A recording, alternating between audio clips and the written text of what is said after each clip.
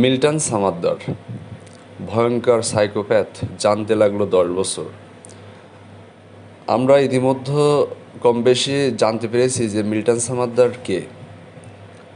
আর আগে থেকে যারা আমরা মিল্টন সামাদ্দারকে চিনি তারা অনেকেই মিল্টন সামাদ্দারের বর্তমানে প্রকাশিত কিছু কর্মকাণ্ড কিন্তু দৈনিক কালবেলা মিল্টন সামাদ্দারের দেরকে নিয়ে সংবাদ প্রকাশের পর ডিবি তাকে গ্রেপ্তার করেছে।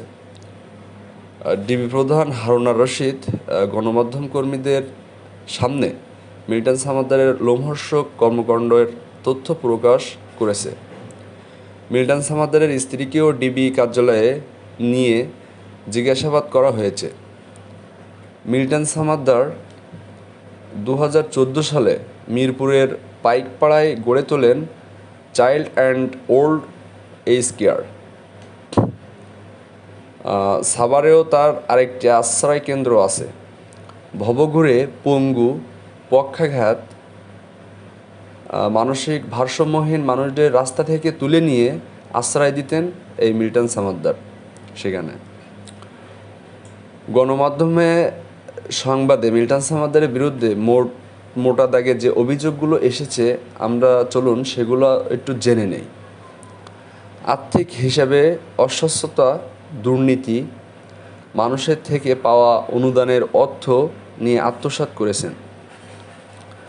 তার সেন্টারে গত 10 বছরে প্রায় 900 মানুষের মৃত্যু হয়েছে। এর মধ্যে প্রায় 835 জনের দাফন কোথায় করা হয়েছে, কিভাবে দাফন হয়েছে তার হিসেব নেই। নিজে মৃত্যু সনদ ইস্যু করতেন। এসব মানুষের কিডনি ও অঙ্গ প্রত্যঙ্গ বিত্তবানদের কাছে বিক্রি করে দিয়েছেন বলে জানা গিয়েছে। তার গড়া আশ্রয় কেন্দ্রে অপারেশন থিয়েটার আছে। ডিবি প্রধান হারুন আর রশিদ প্রেস কনফারেন্স করে মিল্টন সামাদ্দারের বিরুদ্ধে আসা অভিযোগগুলো ভয়ঙ্কর উল্লেখ করে বলেছেন, মিল্টন সামাদ্দার ভয়ঙ্কর সাইকোপ্যাথ।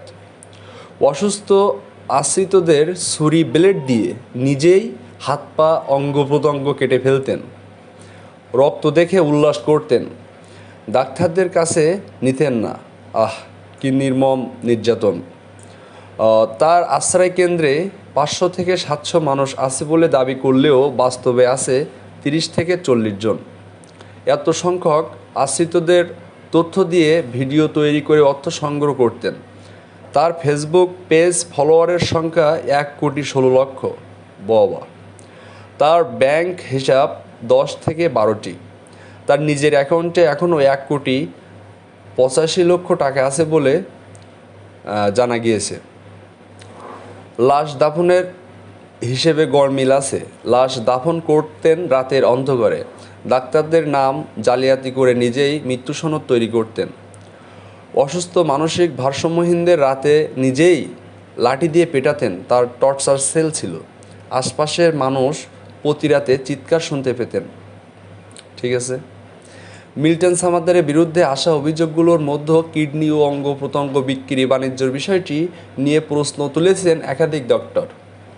কিডনি ও অঙ্গ প্রত্যঙ্গ প্রতিস্থাপনের জন্য অত্যন্ত দক্ষ ডাক্তার, নার্স, টেকনিশিয়ান এবং আধুনিক অপারেশন থিয়েটার অপরিহার্য, যা মিল্টন সামাদ্দারের আশ্রয় কেন্দ্রে নেই। ফলে এটা ছাড়াও মিল্টন সামাদ্দারের বিরুদ্ধে আসা অন্যান্য অভিযোগের পরিপ্রেক্ষিতে কয়েকটি প্রশ্ন আপনাদের কাছে। মিল্টন সামাদ্দার ভয়ঙ্কর সাইকোপ্যাথ, এই তথ্য জানতে 10 বছর সময় লাগলো কেন? রাষ্ট্রের আইন শৃঙ্খলা বাহিনী, কোনো গোয়েন্দা সংস্থা 10 বছরেও কিছু জানতে পারলো না? এটা একটা পয়েন্ট যে 10 বছর ধরে সে এই কর্মকাণ্ডটি করতেছে। আজ পর্যন্ত কি কোনো মানুষ তাকে দেখলো না বা তার বিরুদ্ধে কথা বললো না, না সাহস পেল না? এটা একটা খুব গুরুত্বপূর্ণ একটা পয়েন্ট। দ্বিতীয়ত, তার আশ্রয় কেন্দ্র থেকে টর্চার সেল থেকে প্রতি রাতে আসা কান্নার আওয়াজ এলাকার কোনো মানুষকে বিচলিত করল না। তারা কেউ পুলিশকে জানালেন না? কোনো পুলিশের কানে কোনো দিন সেই কান্নার আওয়াজ পৌঁছালো না?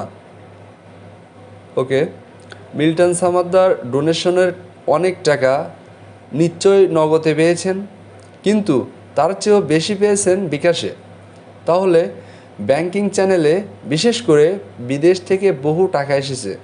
ফেসবুকে প্রকাশ্য প্রচারণা চালিয়ে টাকা সংগ্রহ করেছেন। 10 বছরেও রাষ্ট্রের কোনো সংস্থা সন্দেহ হলো না। ফেসবুক, ইউটিউব কত সংস্থা না মনিটর করা হচ্ছে বলে শোনা যায়, কিন্তু আর্থিক খাত নাকি প্রতিনিয়ত মনিটরিং হয়। তাই কেউ কিছুই জানলো না। তো আমি যেটা বলতে চাই যে এই যে না জানা, সেটা কি মিল্টন সামাদ্দারের অদক্ষতা, সরি, এটা কি মিল্টন সামাদ্দারের দক্ষতা, চতুরতা, না যাদের জানার কথা তাদের অক্ষমতা বা অদক্ষতা? আপনি নিশ্চয়ই ভিডিওটা পুরো দেখলে অবশ্যই কমেন্টে আপনার মতবাদটি জানাবেন।